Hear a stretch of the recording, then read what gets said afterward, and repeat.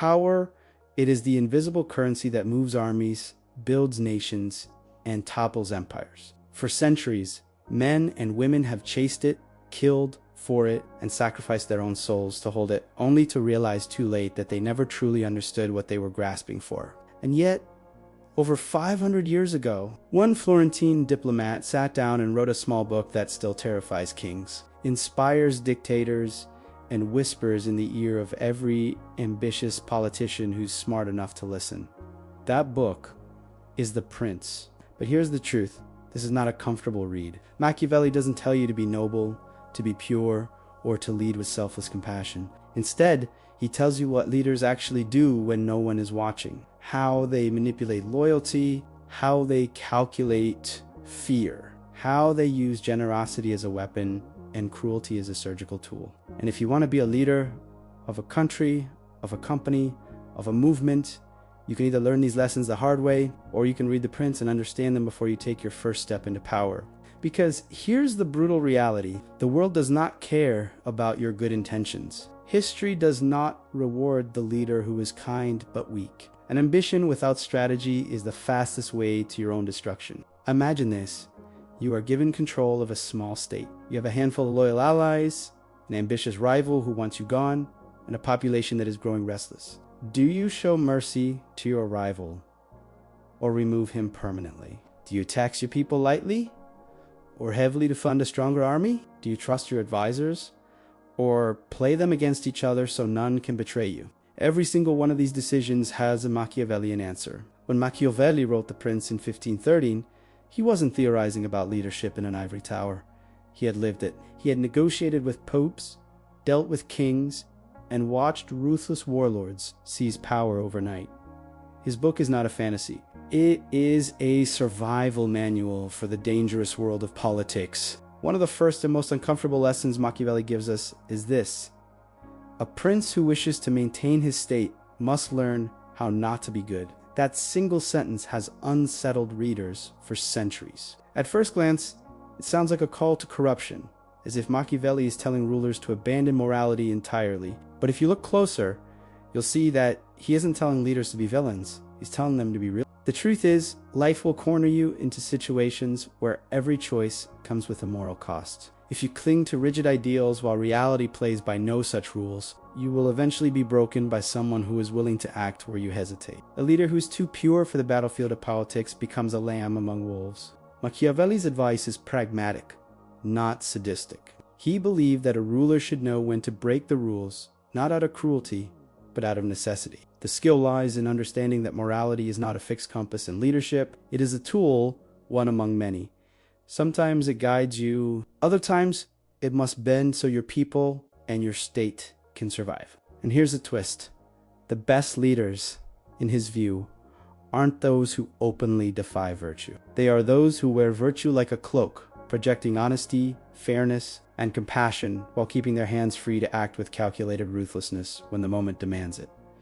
You must look like a saint without becoming a prisoner to sainthood. This is the lesson most people remember.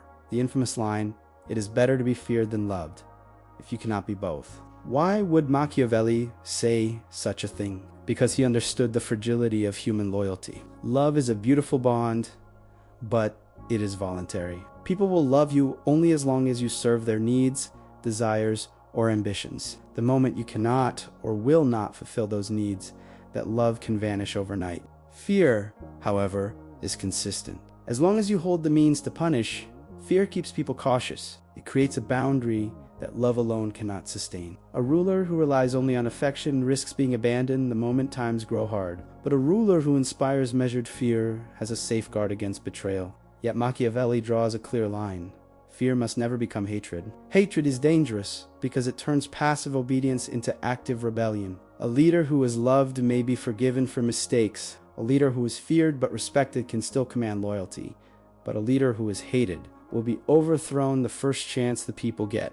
The art, then, is balance. You must create enough fear to ensure discipline, but enough goodwill to prevent resentment. It is the tightrope every leader walks, and few manage to master it without falling. Machiavelli saw leadership as a dance between two forces, fortune, the unpredictable hand of luck, and virtue, Your skill, willpower, and adaptability. Fortune is a storm you cannot control. Wars break out unexpectedly. Economic markets collapse without warning. Rivals emerge from the shadows. A sudden illness takes away your strongest ally. Fortune can lift you to glory or drag you into ruin.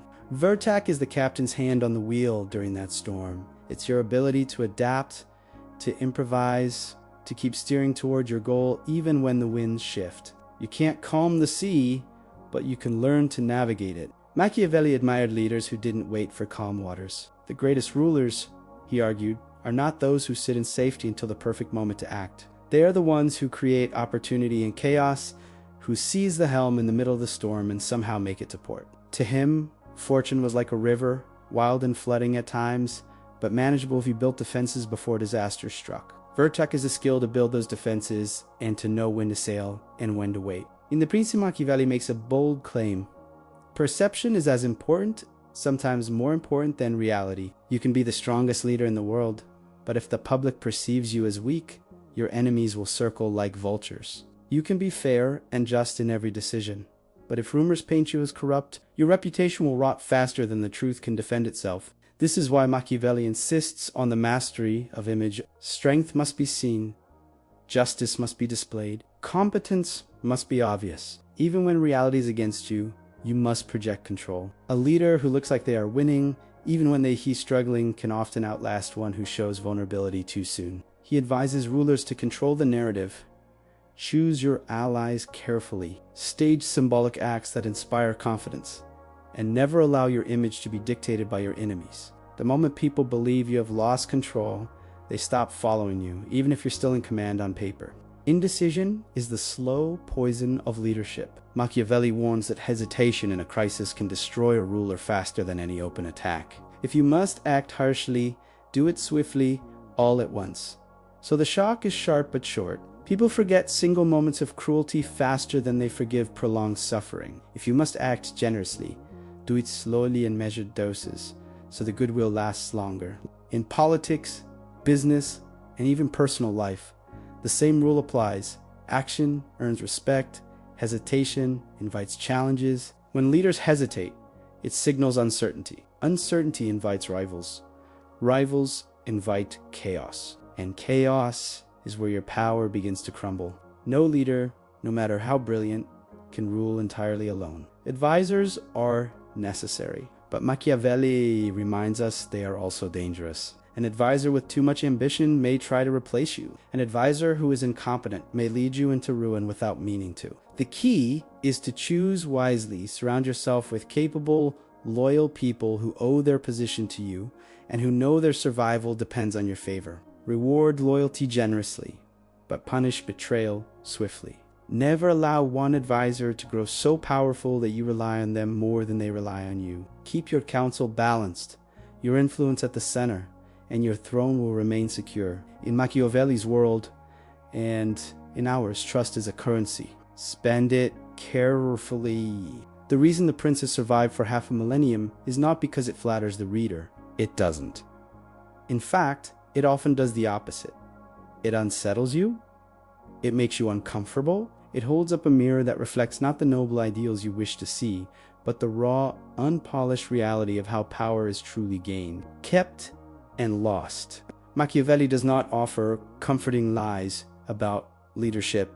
He does not promise that goodness alone will protect you, nor that fairness will guarantee loyalty. Instead, he strips away the soft layers of romantic illusion that most people wrap around leadership, the myths that the world rewards virtue for virtue's sake, or that truth always wins in the end. He tears those illusions apart with the precision of a surgeon, exposing the bone-deep truth. The world is not ruled by ideals, but by forces far older, colder, and less forgiving. To read The Prince is to be initiated into an uncomfortable knowledge, the kind that cannot be forgotten once it's understood. It is not merely a book. It is a key to the hidden architecture of power. You begin to notice patterns you once missed. You see the games behind the smiles, the strategies hidden in every alliance, the careful calculations behind what seemed like coincidence. It sharpens your vision until you can see not just what people do, but why they do it. If you are a leader, or if you dream of becoming one, reading this book is not optional. It is as necessary as armor to a soldier or a compass to a sailor. Without it, you step into the arena of power like a lamb among wolves, armed only with hope. And hope, as Machiavelli would remind you, is not a strategy. It is your warning, your playbook, your mirror. It will tell you truths your friends may never dare to speak, and your enemies hope you will never hear. It will force you to question your instincts, your moral comfort zone, and even your own definition of good. You may not like what it reveals, but you will be stronger for having faced it. Consider this while you hesitate, wondering if you really need such a ruthless education. Someone else, perhaps your rival, your competitor, or the person who wants the same position you do, has already read it. They have studied its pages. They have learned how to exploit hesitation, how to disguise ambition, how to wear virtue like a mask while pursuing their goals with relentless focus. When you meet them in the contest for power, they will not play fair. And because you never read The Prince, you won't even see the trap until it closes around you. That is why this book has outlived empires, kings, and governments. It does not belong to any one era or culture. It speaks to something eternal in human nature. The hunger for influence, the fragility of trust, the quiet, invisible battles fought behind closed doors that determine the fate of nations and the course of individual lives.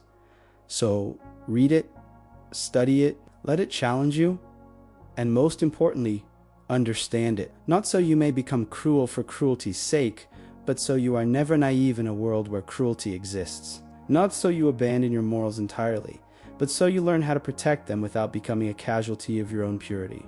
And remember Machiavelli's most chilling truth in the game of power. Survival depends not on who you are, but on what others believe you are. Appearances shape alliances. Perceptions dictate trust. Your reputation will walk into every room long before you do, and it can make you a ruler or a ruin. The choice is simple. Walk into the game blind or walk in prepared. Those who read The Prince know the difference. Those who don't rarely last long enough to learn it.